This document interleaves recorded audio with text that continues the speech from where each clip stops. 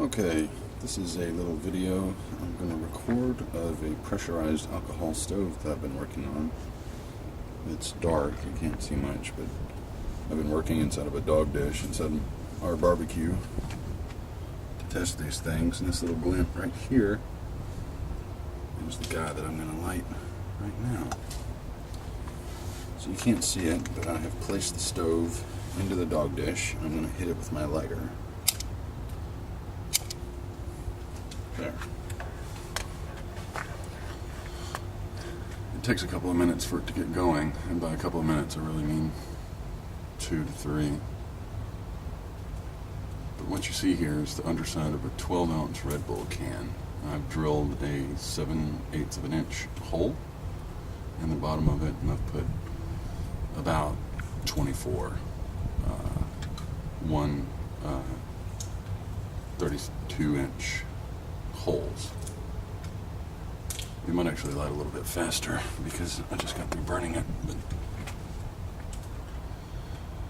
I'll probably edit this part out.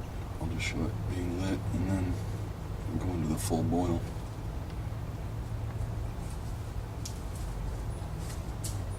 But basically what you do is you take 2 12-ounce Red Bull cans, you cut the big hole in the bottom of one of them, and you just cut off the bottom section of the can, and then you cut off the bottom of another part of the can and use that as the bottom, and then in the part that's left over you cut out a 1-inch slit and you use that as an inner wall of the stove, and that causes the fuel on the inside or on the outside of the inner wall and the inside of the outer wall to become pressurized, and eventually flames will just start shooting out of the sides of this thing.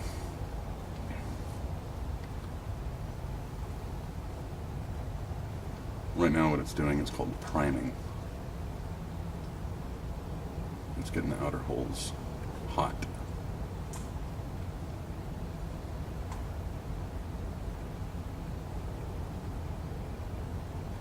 This thing runs on just regular methylated alcohol that you can buy at Home Depot. I've got a gallon can of it for like 15 bucks. There's some of the jets starting to light now.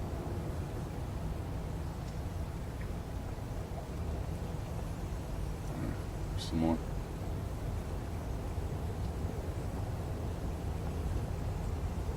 This is all just trickery though. They're not actually lighting. It's just the flame is bending in that direction. It's like instantly pressurizing that side of the stove. It helps, but it's not what's going to happen. I was really excited to see this the first time though. I was like, oh, it's working.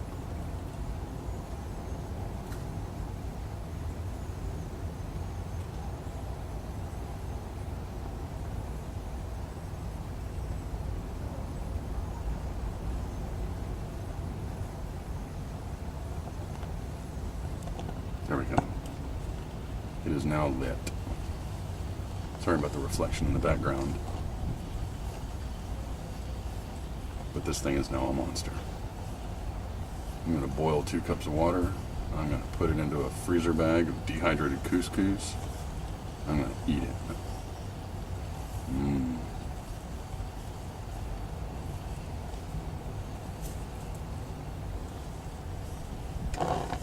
That's the wind. Usually for that, I have a windscreen. This is kind of complicated. I'm trying to keep this on the screen.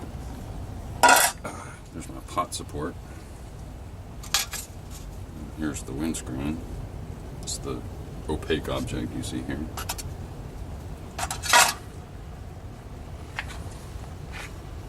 That lets the flame, the flame from an alcohol stove is pretty fragile, so you have to use a windscreen to keep the wind from blowing it all over the place. It helps. Yeah.